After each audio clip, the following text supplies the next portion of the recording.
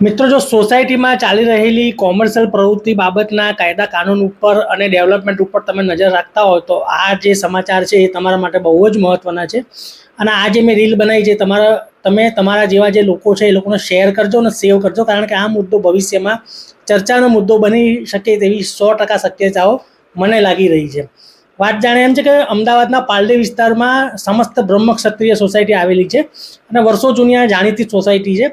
અને એમાં 159 જેટલા બંગલાઓ હતા, એમાંથી 45 જેટલા બંગલા માલિકો છે એ લોકોએ બંગલા વેચી નાખ્યા અથવા તો ટ્રાન્સફર કરી નાખેલા છે થર્ડ પાર્ટીને. અને ત્યાં બધું કોમર્શિયલ બાંધકામ થઈ ગયું છે. હોસ્પિટલ છે, રેસ્ટોરન્ટ છે, શોપિંગ મોલ છે, બધું ત્યાં બનેલું છે. કોમર્શિયલ પ્રવૃત્તિ ચાલી રહી છે.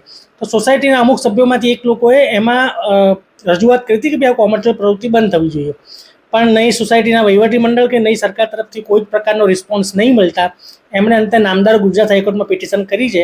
અને આ પિટિશન સાંભળ્યા બાદ જસ્ટિસ વૈભવી નાણાવટી મેડમ છે એમણે સોસાયટીના વહીવટી મંડળ અને અમદાવાદ મ્યુનિસિપલ કોર્પોરેશન સહિતના સત્તાવાળાઓને નોટિસ કાઢીને 27 જૂને વધુ સુનાવણી રાખી છે.